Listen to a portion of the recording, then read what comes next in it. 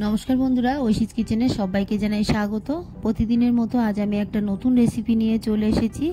আজ আমি দেখাবো কচু শাক রান্না বাড়িতে নিরামিষ দিনে খুব সহজভাবে।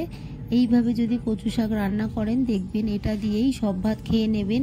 এটা গরম ভাতে যে কতটা সুন্দর লাগে আপনারা বাড়িতে না খেলে বুঝতে পারবেন না।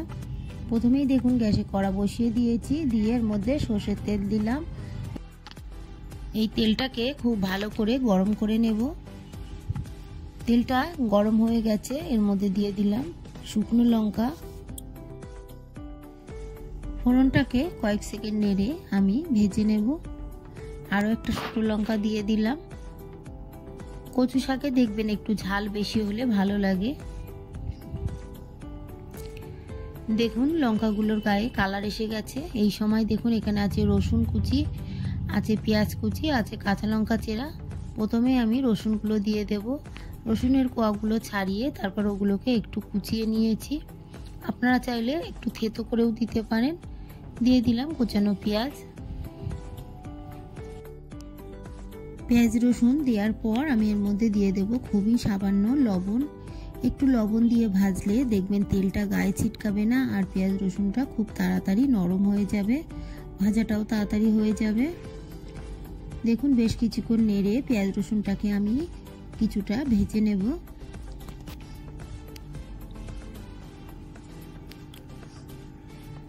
দিয়ে দিলাম খুবই সামান্য হলুদ গুঁড়ো, দিয়ে ভালো করে নাড়ব।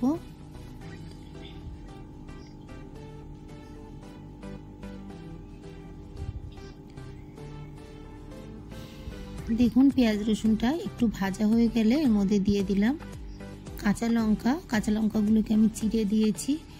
ঝালটা আপনারা যেমন খাবেন সেই মতোই দেবেন। আমরা কচু শাকে ঝালটা একটু বেশি খাই, তাই ঝালের পরিমাণটা একটু বেশি করেই দিলাম। আপনারা কম খেলে একটু কম করে দেবেন।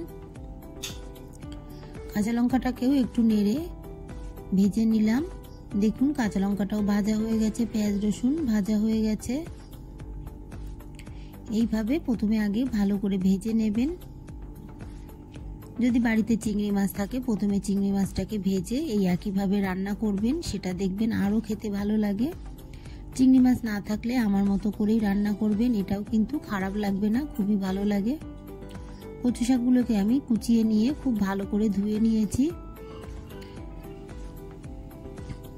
প্রথমে বেশ কিছুটা কচুর পাতা কুচানো দিলাম, একবারে সব ধরবে না, তাই প্রথমে কিছুটা দিয়ে একটু নেড়ে ঢাকা দিয়ে কিছুক্ষণ আমি রেখে দেব। ফ্লেমটাকে মিডিয়ামে করেই রাখবেন, হাই ফ্লেমে রাখবেন না। কিছুক্ষণ রাখার পর দেখুন আমি উল্টে পাল্টে কচু শাকগুলোকে, তলার কচুর পাতাগুলোকে ওপরে তুলে দেব।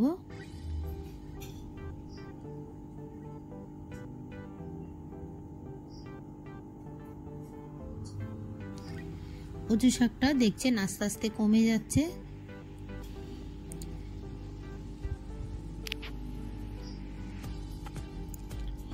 অনেকটাই কমে এসেছে। আরও একটু উল্টে পাল্টে আমি দেব।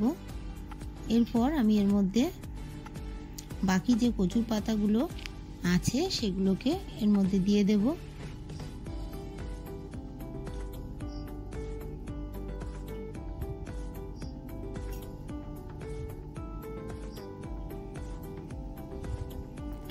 সব কচুর পাতাগুলোকে আমি দিয়ে দিলাম। এরপর ঢাকা দিয়ে আবারও কিছুক্ষণ আমি রেখে দেব। কিছুক্ষণ রাখার পর ঢাকাটা আমি তুলে নেব। দেখুন কচু শাকটা কতটা নরম হয়ে গেছে। এইভাবে আরও বেশ কিছুক্ষণ নেড়ে কচু শাকটাকে রান্না করে নেব।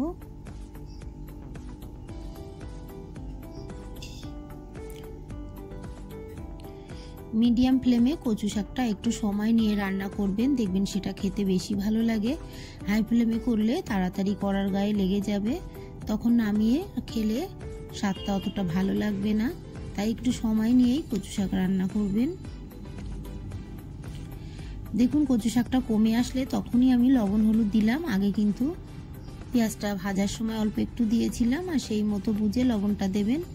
লবণ হলুদ দিয়ে বেশ কিছুক্ষণ এইভাবে নেড়ে কচু শাকটাকে রান্না করে নেব। আমি এই কচু শাক রান্নায় মিষ্টি দেব না, তবে আপনারা যদি কেউ বাড়িতে মিষ্টি খান তারা একটু মিষ্টি দিয়ে দেবেন।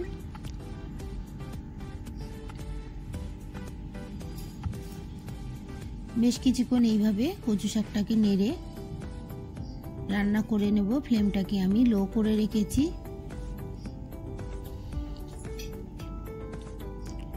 বাড়িতে একবার হলেও বানাবেন এইভাবে। দেখুন আমি আরো বেশ কিছুক্ষণ নেড়ে কচু শাকটাকে রেডি করে নেব। পুরোটা আপনাদের দেখালাম না, অনেকটা সময় লেগে যাবে। দেখুন কতটা সুন্দর হয়েছে, এটা গরম ভাতে কিন্তু ফাটাফাটি লাগে। আমার এই রেসিপিটি আপনারা বাড়িতে বানাবেন আর আমার চ্যানেলটিকে সাবস্ক্রাইব করে আমার পাশে থাকবেন। আমার এই রেসিপিটি আপনাদের ভালো লাগলে একটা লাইক করতে ভুলবেন না। কেমন লাগলো আমাকে কমেন্ট করে জানাবেন।